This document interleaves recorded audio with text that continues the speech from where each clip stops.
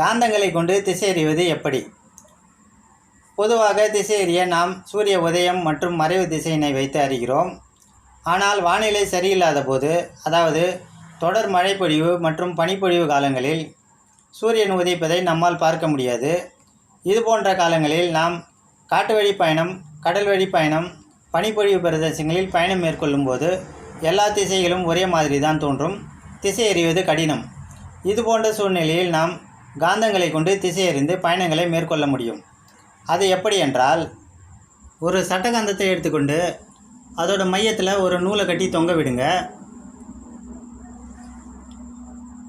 இப்போ காந்தம் முன்னும் பின்னும் அசைந்து சிறிது நேரம் கழித்து ஓய்வு நிலைக்கு வரும்.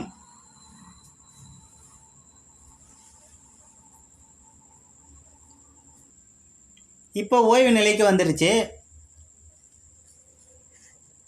சட்டகாந்தத்தோட திசைக்கு இணையான திசையில் காகிதத்தில் ஒரு கோடு வரைஞ்சிக்குங்க.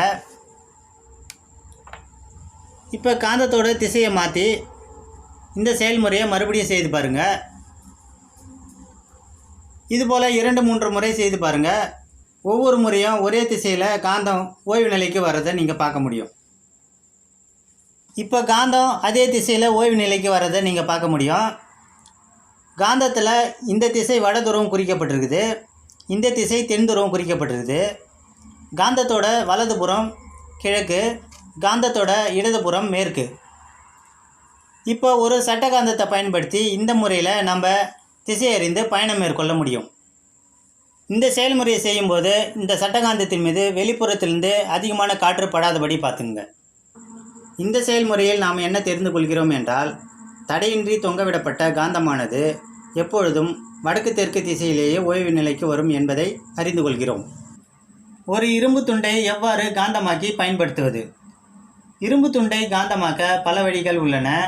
அதில் ஒரு எளிய வழிமுறையை பார்க்கலாம். ஒரு நீளமான இரும்பு துண்டு அல்லது ஒரு ஆணியை எடுத்துக்கொள்ளவும். இதன் மீது ஒரு காந்தத்தை கொண்டு ஒரு முனையிலிருந்து மறுமுனை வரை ஒரே திசையில் தேய்க்க வேண்டும். இந்த செயலை செய்யும்போது காந்தத்தின் திசையை மாற்றவோ அல்லது ஆணியின் முனைகளை மாற்றவோ கூடாது. இந்த செயல்முறையை 30 அல்லது 40 முறை செய்ய வேண்டும்.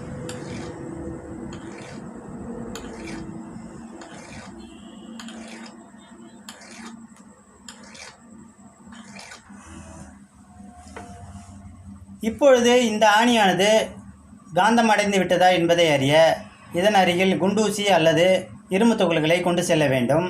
நான் இரும்பு துகளின் அருகில் கொண்டு செல்கிறேன். இதன் முனைகளில் இரும்பு துகள்கள் ஒட்டி கொண்டிருப்பதை நம்மால் பார்க்க முடிகிறது. எனவே இந்த ஆணியானது காந்தமாக மாறிவிட்டது என்பதை அறிகிறோம். இந்த ஆணியை ஒரு நூலில் கட்டி தொங்கவிட்டு முன்பு செய்த செயல்முறை போலவே வடக்கு தெற்கு திசையை அறியலாம். ஆனால் இதில் வட திசை எது, தென் திசை எது என்பது அறிவது கடினம்.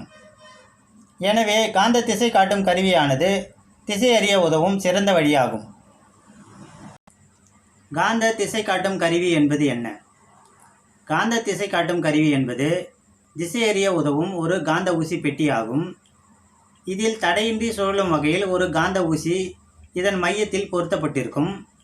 இந்த காந்த ஊசியில் வடமுனை குறிக்கப்பட்டுள்ளதை பார்க்கலாம். பெட்டியுடன் வட்ட வடிவ அளவுகோல் பொருத்தப்பட்டிருக்கும்.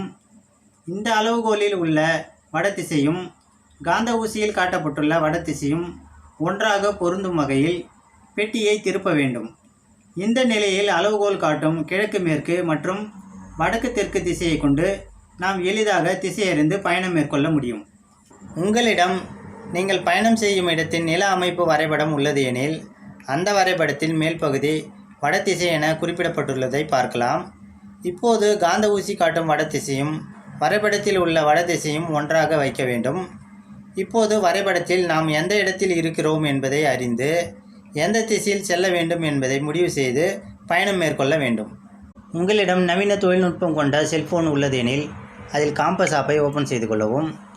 இதில் சிவப்பு நிற புள்ளி காட்டும் திசை காந்தத்தின் வடதிசையாகும். வெள்ளை நிற கோடு காட்டும் திசை உங்கள் கையில் உள்ள செல்போனின் திசையாகும். உங்கள் செல்போனின் திசையும் காந்த ஊசி காட்டும் திசையும் ஒன்றாக அமையும்படி உங்கள் செல்போனை திருப்ப வேண்டும். இந்த நிலையில் காந்தம் காட்டும் கிழக்கு மேற்கு மற்றும் வடக்கு திசையை கொண்டு சரியான திசையை அறிந்து உங்களால் பயணம் செய்ய முடியும். இந்த வடிவ காந்த ஊசி பெட்டியை நீங்கள் வாங்க வேண்டும் என்று நினைத்தால் வீடியோவுக்கு கீழே உள்ள டிஸ்கிரிப்ஷனில் இதோட லிங்கை கொடுத்துருக்கேன். தேவைப்பட்டால் யூஸ் பண்ணி. காந்தங்களின் ஈர்ப்பு மற்றும் விலக்கும் பண்பு. 2 காந்தங்களை எடுத்துக்கொள்ளவும். ஒரு காந்தத்தின் வடமுனையின் அருகில் இன்னொரு காந்தத்தின் வடமுனையை கொண்டு செல்லும்போது விலக்கு விசை உருவாக்குவதை நம்மால் பார்க்க முடிகிறது. ஒரு காந்தத்தின் வடமுனையின் அருகில் இன்னொரு காந்தத்தின் தென்முனையை கொண்டு செல்லும்போது ஈர்ப்பு விசையை உருவாக்குவதை நம்மால் பார்க்க முடிகிறது. அதேபோன்று இந்த காந்தத்தின் தென்முனையின் அருகில் இந்த காந்தத்தின் தென்முனையை கொண்டு செல்லும்போது விலக்கு விசை உருவாவதை நம்மால் பார்க்க முடியும். இந்த காந்தத்தின் தென்முனையின் அருகில் இதன் வடமுனையை கொண்டு செல்லும்போது ஈர்ப்பு விசை உருவாவதை நம்மால் பார்க்க முடிகிறது. எனவே இந்த செயல்முறையிலிருந்து நாம் என்ன தெரிந்து கொள்கிறோம் என்றால், ஒரே திசை கொண்ட 2 காந்தங்கள் ஒன்றை ஒன்று விலக்கு விசையை உருவாக்குகின்றன. வெவ்வேறு திசை கொண்ட காந்தங்கள் ஈர்ப்பு விசையை உருவாக்குகின்றன என்பதை அறிந்து கொள்கிறோம். இந்த வீடியோவில் எதனா டவுட் இருந்ததுன்னா கீழே கமெண்ட் செக்ஷனில் கமெண்ட் பண்ணுங்கள். என்னோட அடுத்த வீடியோ பார்க்க ஸ்க்ரீனில் தெரிகிற இந்த பிக்சரை கிளிக் பண்ணுங்கள். இந்த வீடியோவுக்கு முன்னே உள்ள வீடியோ பார்க்க ஸ்க்ரீனில் தெரிகிற இந்த பிக்சரை கிளிக் பண்ணுங்கள்.